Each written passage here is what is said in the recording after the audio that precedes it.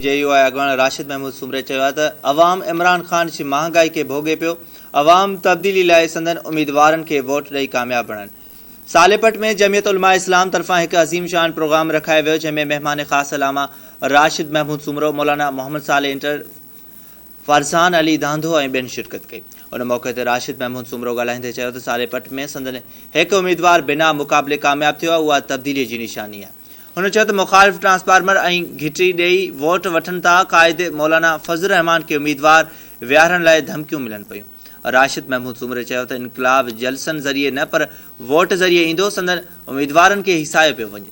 संदसि चवणु हो त अवाम इमरान ख़ान जी महांगाई के भोगे थो। अवाम ख़ौफ़ ख़त्म करे धमकियूं ॾींदड़ जो मुक़ाबलो करे शिकस्त ॾींदा।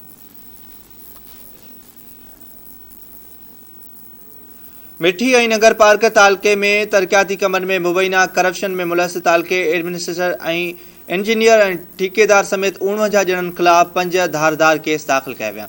एंटी करप्शन टीम मूजिब साल 2010 खां 2014 ताईं 4 सालनि जे अरसे में करोड़ों रुपयनि जी करप्शन कई वई, जंहिंमें इंक्वायरियुनि में करप्शन साबित थियण ते 5 धारदार केस दाख़िल कया विया आहिनि। जंहिं ते केसनि में मुनवर मला, आगा जहांगीर, मोहम्मद यूसुफ मलिक, सैयद अली हैदर शाह, अब्दुलाहिद समूह, वलीदात समूह, हाजी कलीमला, प्रताप मेघवाड़, भलेनू दल ऐं ॿियनि खे नामज़द कयो वियो आहे। एंटी करप्शन मूजिब ॼाणल कामोरनि ऐं ठेकेदारनि पारां हिक ई तालके काउंसिल नगर पार्कर मां 4 सालनि में करोड़ों रुपयनि जी करप्शन कई वई आहे। जांच बाद कमेटी 10 मई ते जवाबदारनि ख़िलाफ़ केस दाख़िल करण जो फ़ैसिलो ॾिनो, जंहिं बाद अॼु 5 केस दाख़िल कया विया आहिनि। एंटी करप्शन मूजिब केसनि में नामज़द जवाबदारनि जी गिरफ़्तारियुनि लाइ टीमूं पिणु जोड़ियूं वयूं आहिनि। सभिनी जवाबदारनि खे जल्द कानून जे कटहरे में आंदो वेंदो।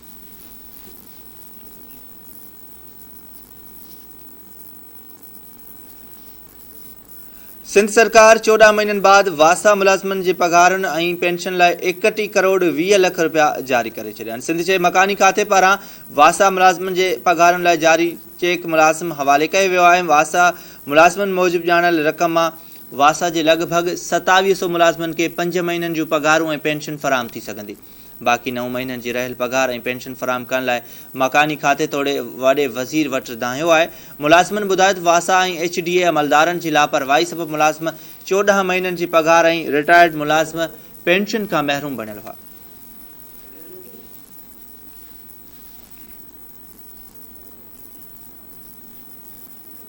कोटड़ी में मुबैना तौर अगवा थी वियल नारी जे वारसनि जे फ़रियाद ते 6 ॼणनि ख़िलाफ़ NC दाख़िल कई वई आहे। पठान कॉलोनी वारे इलाइक़े मां 20 वरह जी नारी अरमा कुरैशी मुबैना तौर अगवा थी वई हुई। नारी जे पीउ अब्दुल कयूम कोटड़ी थाणे ते पहुची जवाबदार ज़ुल्करनैन, अब्दुल गफ़ूर ख़ासकेली, आसिफ अब्बासी समेत 6 ॼणनि ख़िलाफ़ अरमा जे अगवा जी NC दाख़िल कराई हुई। वारसनि जो चवणु आहे त ॼाणायल जवाबदारनि संदन न्याणी खे अगवा कयो आहे। संदन खेस जल्द बाज़ियाब कराए बेचैनी ख़त्म कई वञे।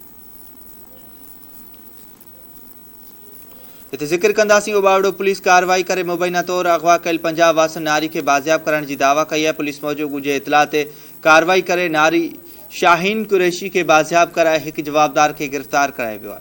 बाज़ियाब करायल नारी शाहीन कुरैशी मूजिब जवाबदार सजाद चाचड़ फ़ोन ज़रिए धोखे सां घुराए यरगमाल बणायो। नारी इल्ज़ाम हणंदे चयो आहे त खेस विकिरो कयो पियो वञे, पुलिस छापो हणी खेस बाज़ियाब करायो आहे।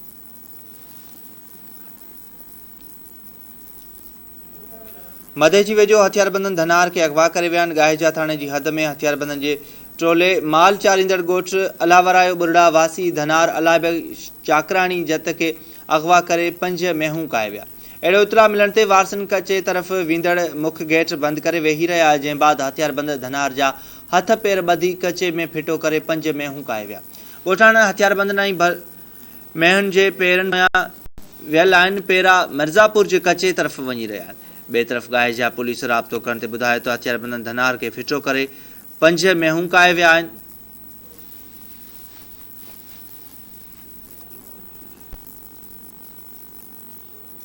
बिन कासिम भरिसां जोगी मोड़ वेझो बिजली जी तार किरण सबबि 8 वरहनि जो नींगर फ़ौत थी वियो आहे, जॾहिं त संदसि सुञाणप अदील सेठार थी आहे। फ़ौती नींगर KG2 जो शागिर्द ऐं MS स्कूल में पढ़ंदड़ हो। वाक़े वक़्तु संदसि वालिद पिंजल सेठार मज़दूरी ते वियल हो। इलाइक़े वासियुनि हादसे बाद नींगर के फौरी तौर ते सिटी अस्पताल लियो, पर अस्पताल पहुचण खां अॻु ई मासूम नींगर फ़ौत थी चुको हो। उन मौक़े ते नींगर जे वालिद पिंजल सेठार मीडिया सां ॻाल्हाईंदे चयो त के इलेक्ट्रिक इंतज़ामिया जी नाहेली सबबि रोज़ अहिड़ा वाक़िया मामूल बणियल आहिनि, पर इंतज़ामिया जे कन ते जूं बि नथी चुरे। हुन चयो त संदसि पुट जो क़त्ल केस के इलेक्ट्रिक इंतज़ामिया ख़िलाफ़ दाख़िल कयो वञे।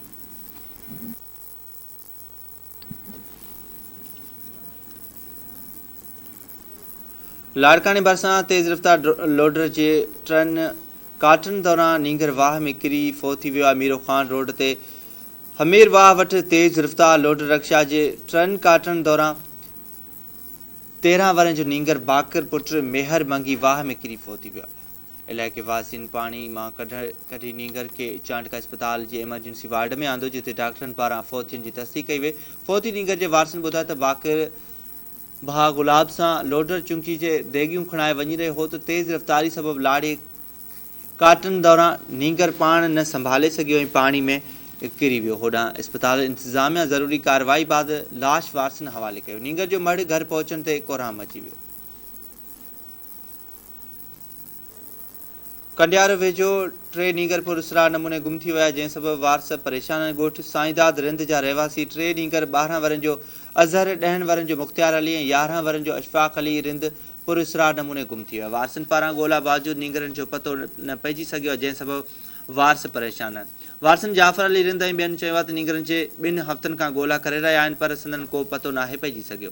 उन्हनि चयो त कंडियारो थाणे ते इतला ॾियण बावजूदि नींगरनि जा हथ अची नाहिनि सघिया। वारसनि वस वारनि खां मुतालबो कयो त नींगरनि जी ॻोल्हा में मदद कई वञे।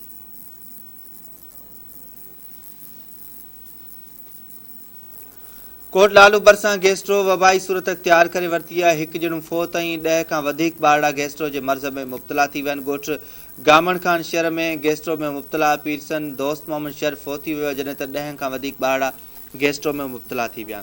गैस्ट्रो में मुब्तला ॿारनि में 4 वरनि जो माविया, 3 वरनि जो यूसुफ, 6 वरनि जी शाइस्ता, खलील, अब्दुल समद, जवाद, मोहरम अली, आक़िब अली ऐं ॿिया शामिल आहिनि। गैस्ट्रो मुब्तला ॿारनि जे वारसनि राब्तो करण ते ॿुधायो त गुज़िरियल 5 ॾींहनि खां मासूम ॿारनि खे उल्टियूं शुरू थी वियूं आहिनि, जिन जो मक़ामी डॉक्टरनि खां इलाज कराए थकिजी पिया आहिनि।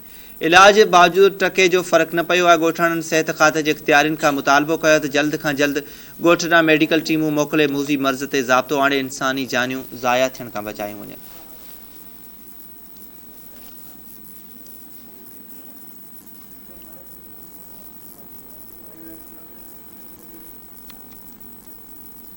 ज़िक्र कंदासीं खरड़े में लोड शेडिंग शहरियनि शागिर्दनि तोड़े कारोबारी तबिके लाइ अज़ाब बणिजी वई आहे। इम्तिहान बि लोड शेडिंग दौरान थियण लॻा आहिनि। खरड़ो हायर सेकेंडरी स्कूल खरड़ो जे इम्तिहानी सेंटर ते उर्दू पेपर दौरान बिजली न हुअण करे शागिर्द ऐं उस्ताद सख़्त गर्मीअ खे मुंहुं ॾियण लॻा।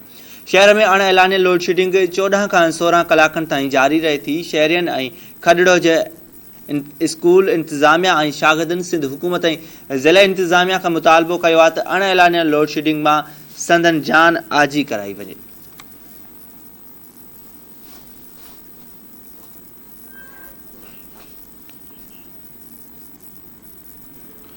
कुनरी भरिसां बाहि लॻण सबबि औरत जो घर सड़ी रख थी वियो आहे। मेहरान कॉलोनी में मस्मात नूर बानो जे घर खे ओचितो बाहि लॻी वई आहे। बाहि सबबि घर में पियल सामान, हंध बिस्तरा, अनाज ऐं रोक रक़म समेत अलो तलो सड़ी रख थी वियो आहे। मुतासिर औरत ॿुधायो त बाहि लॻण सबबि निजी बैंक मां खयल 50,000 लोन समेत अलो तलो सड़ी रख थी वियो आहे। हुन ॿुधायो त ग़रीब मिसकिन आहिनि, घरनि में कमु करे बसियुनि जो गुज़र सफ़र कंदी आहे। बाहि में सभु कुझु बि नाहे रही सघियो। मुतासिर औरत सरहदी वारनि खां माली सहायता जी अपील कई आहे। मिठियाणी में डिवाइस होल्डर एहसास किफ़ालत प्रोग्राम तहत ॿारनि लाइ आयल रक़म मां कटवती ख़िलाफ़ मुस्तहकिन पारां एहतिजाजी मुज़ाहिरो कयो वियो। आयल वज़ीफ़े मां नाजाइज़ कटवतियुनि ख़िलाफ़ मुस्तहकिन सेंटर आॾो एहतिजाजी मुज़ाहिरो करे ज़बरदस्त नारेबाज़ी कई। उन मौक़े ते मुस्तहकिन मीडिया सां ॻाल्हाईंदे चयो आहे त डिवाइस होल्डर वज़ीफ़े वारी रक़म मां 1,000 खां 2,000 रुपयनि ताईं नाजाइज़ कटवती करणु वॾो ज़ुल्म करे रहिया आहिनि। उन्हनि चयो त इंतज़ामिया डिवाइस होल्डर सां बेट बणियल आहे, जंहिं करे ग़रीबनि सां ज़ुल्म थी रहियो आहे। हुननि मुतालबो कयो डिवाइस होल्डरनि खे नाजाइज़ कटवतियुनि जो नोटिस वठी इंसाफ़ कयो वञे।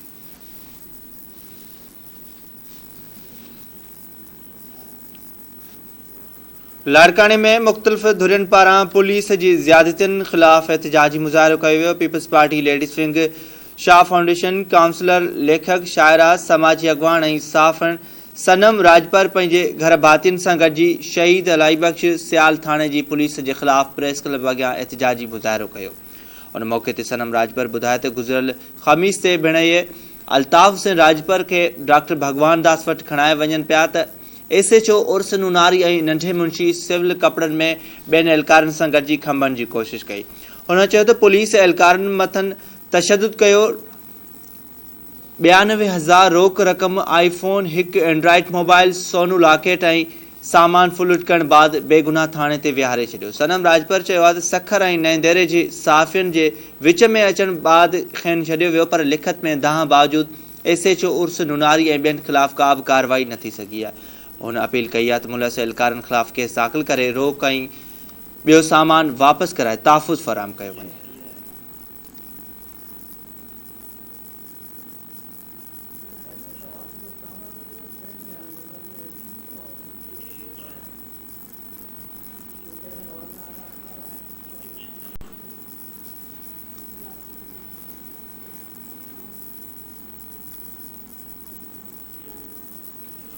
कुंभ में सेठार जा वासी गोठाणे कार इल्ज़ाम लगन खिलाफ एहतजाज कयो। ॻोठ मोहम्मद सफ़र ख़ासकेली शहर रहवासी अयूब ख़ासकेली कुंभ प्रेस क्लब पहुची एहतजाज कयो। उन मौके ते अयूब ख़ासकेली मीडिया सां ॻाल्हाईंदे चयो त लारखे ख़ासकेली पंहिंजी घरवारी खे कारी करार ॾेई मथिस बेबुनियाद इल्ज़ाम हणी 20 लख रुपया घुरी रहियो आहे, जंहिंजी हू सख़्त लफ़्ज़नि में मज़म्मत करे थो। संदसि चवणु हो त लारखियो ख़ासकेली ऐं ग़ुलाम शबीर कारो खेसि कारोकारी करे मारणु चाहिनि पिया, जंहिं करे संद हयातियुनि खे ख़तरो आहे। हुन SSP ऐं ॿियनि वस वारनि खे नोटिस वठी तहफ़ुज़ फ़राहम करण जो मुतालबो कयो।